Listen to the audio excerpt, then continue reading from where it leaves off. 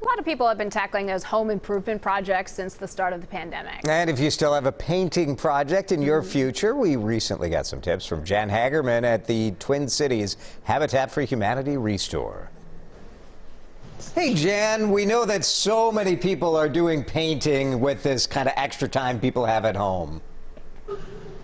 We have been selling so much paint, paint supplies, brushes, everything.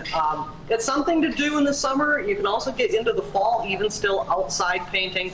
But so yeah, some painting tips today to make it a little bit easier if you're not a pro painter. Some of these are like, wow, I didn't know that.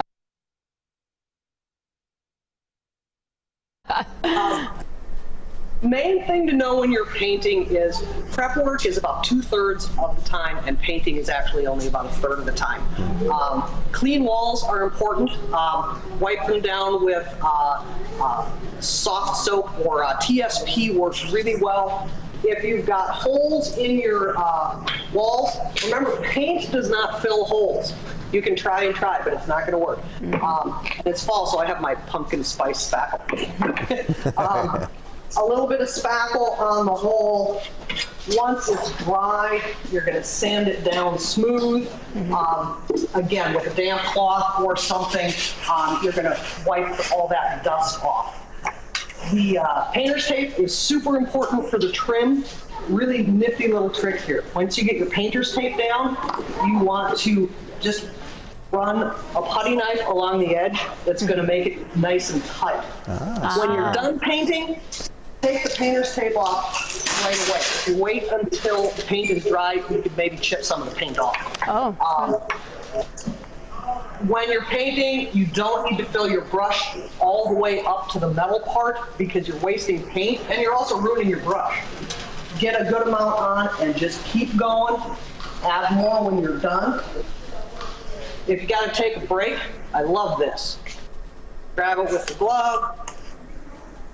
Put the glove on the brush, come back later, your brush is all wrapped up.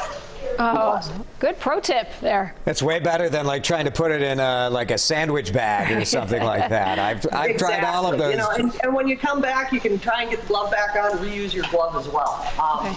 If you got a bigger hole in your wall, it's going to take a little more work. I can walk you through how to take care of that if you come on in and see me. That sounds. Now, Jan, when you are finished with painting and you have these paint cans left over, where can you bring them?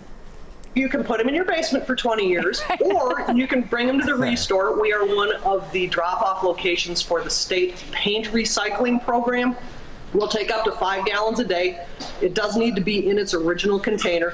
But the best part of all that recycled paint goes to Fridley, Minnesota, and it gets turned into new paint. It's 98% post-consumer waste. It's really, really good paint, and it's inexpensive. Cool. That's really cool. And you can buy that at the Restore, too. Jan, terrific stuff. Thank you so much. Hey, have a great weekend. WCCO.com/links will let you know where you can shop, how to donate, and how to volunteer, too, at the 2 locations for the Twin Cities Habitat for Humanity Restore. Flu season